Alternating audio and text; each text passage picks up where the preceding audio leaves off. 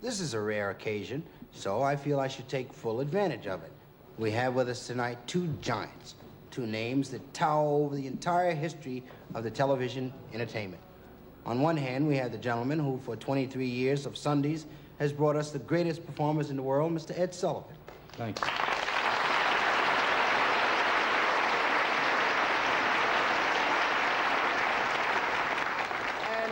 My lovely special lady guest, the undisputed queen of television, the most popular face the little screen has ever kissed goodnight. Hello, little screen.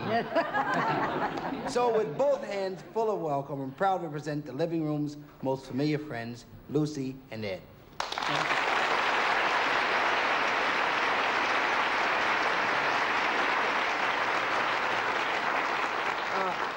We're gonna have a moment here or two to take a few questions from the audience. If there are questions that you yourself would like to ask the personalities, fine. But there's one I wanted to ask.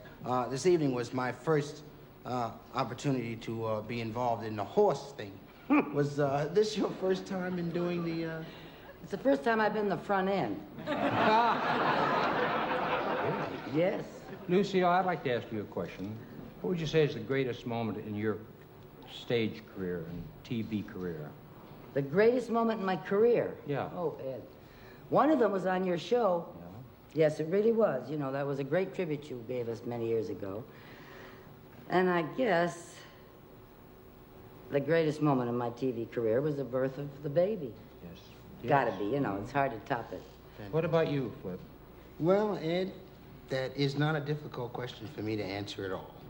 Because I'd have to say that the greatest moment right now is working with the greatest comedian I've ever had the pleasure of working with.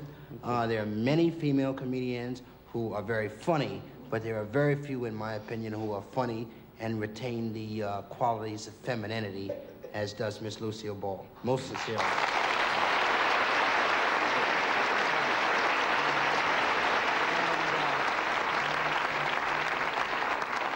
I'd like to say that I opened the show and it seemed to be like a joke, but I'd have to say, as it stands at this moment, the greatest moment in my career is being able to have you as a guest on my show.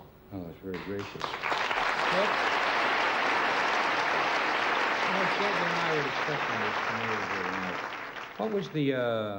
What was your first professional stage appearance? Well, I was thinking about it a few days ago, and it seems to me ironical that my first, well, not professional, but my first appearance on a stage was portraying Clara Barton, a female character. So here I find myself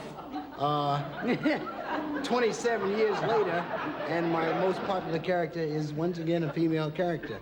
So it's causing me to backtrack and check myself out. Lucille, what about you? Well, the first thing I ever played was Charlie's aunt.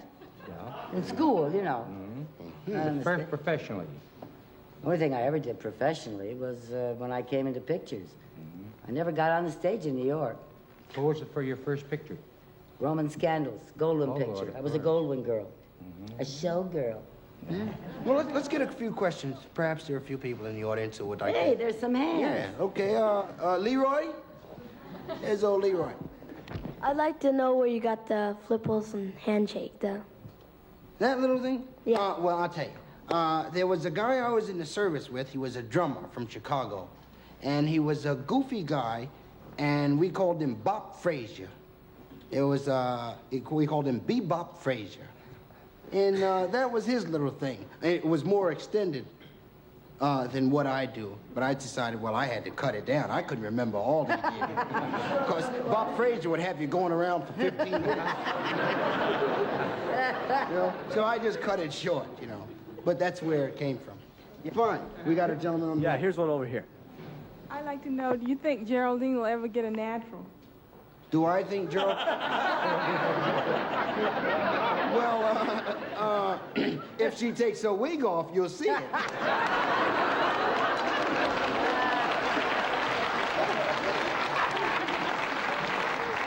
I was wondering, did Flip have a copy of the first album he ever cut, first recording? Because I have one, the first one you ever cut, about, I think it was 1959 or either 61, one Yes. of the two. Yes. One with the green cover on it, because Yes. we used to listen to The it. green cover with the blue jokes. Right.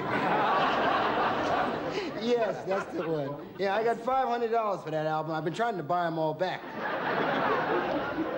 I would like to ask Ed Sullivan, how does he feel when other people do imitations of him? Well, you're very flattered by it, actually.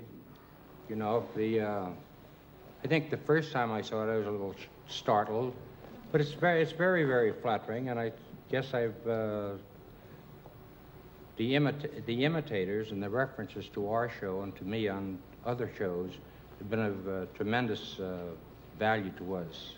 Oh, we can't pass this opportunity. Ed has made a practice during all the years in the audience, introducing very distinguished people in the audience, so it's my pleasure to introduce Mrs. Sylvia Sullivan.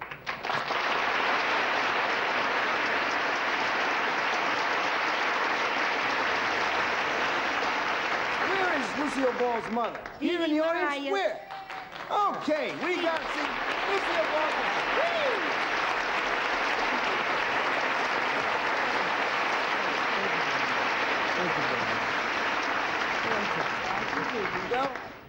I'd like to mention my first appearance on Ed's show.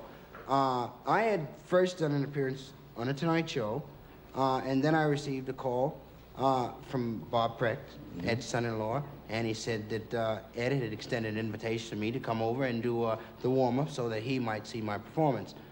I did the warm-up, and it went kind of shaky. I guess I was, very excited about being there at the Ed Sullivan show.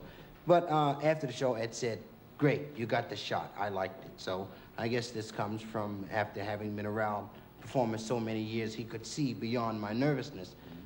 When I arrived to do my first appearance, I was standing on the steps nervously.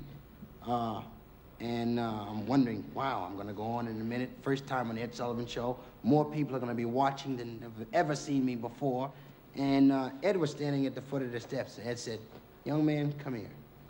He said, "Calm down. Don't worry about it. You're going to be a star." Hey.